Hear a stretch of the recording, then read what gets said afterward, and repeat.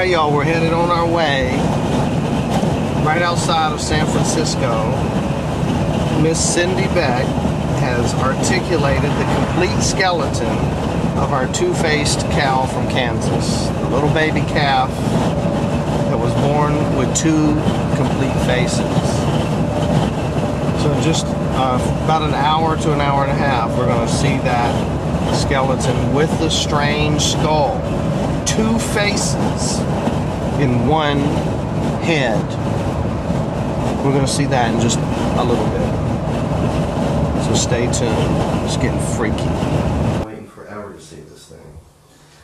Cindy, was it hard at all? Not really, but it was very delicate and very fragile to work with. So you just had to basically be patient, take your time. And you said that the bone's real fragile. Yeah. And what show me what you were going to show me on this one too.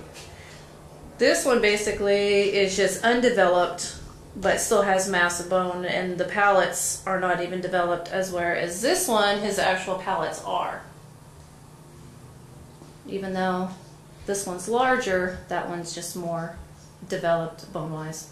And how did this one come out on the top? Is there any visible breakage that... Not.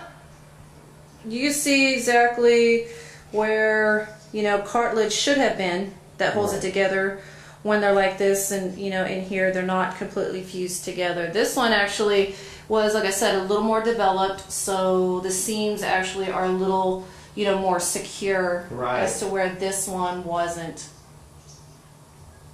And the other one, like I told you that I have, is so similar to this. It could be a mold of this. It's so close.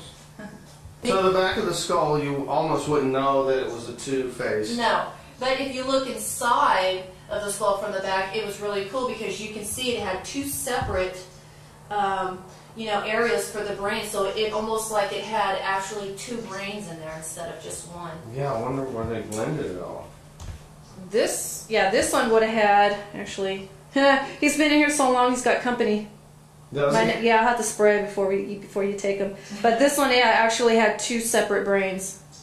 This one did? This one did, and so did this one. Wow. But you would think because they were so formed together that it would have been one, but it was two. Any other interesting things you noticed on these two? How do these compare to the other ones that you've had in the past? Well, this one's pretty typical of a two-faced or two-headed calf. One unique one that I, you know, had cleaned. Unfortunately, they didn't, you know, take good care of it in the beginning.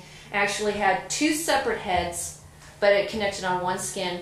It had two vertebrae all the way connected. It had two separate ones all the way to the back, which it only had one right side of ribs, and it only had, you know, like one left side of ribs. Like it was split down the middle. It had two heads, two necks, all the way down to the torso, and then just one side had ribs, full ribs, and the other side had full ribs. Was it still four? It had four legs. It had two tails, and in the very middle, it had to where it started to form, you know, more ribs, but it still just had one heart, two lungs. It just had its normal organs like it, you know, a normal cow would. Same with this one here. It had all normal. This had one set of organs, right? Yeah, all normal. That's interesting. Wow. Did I tell you I got a two-faced cat?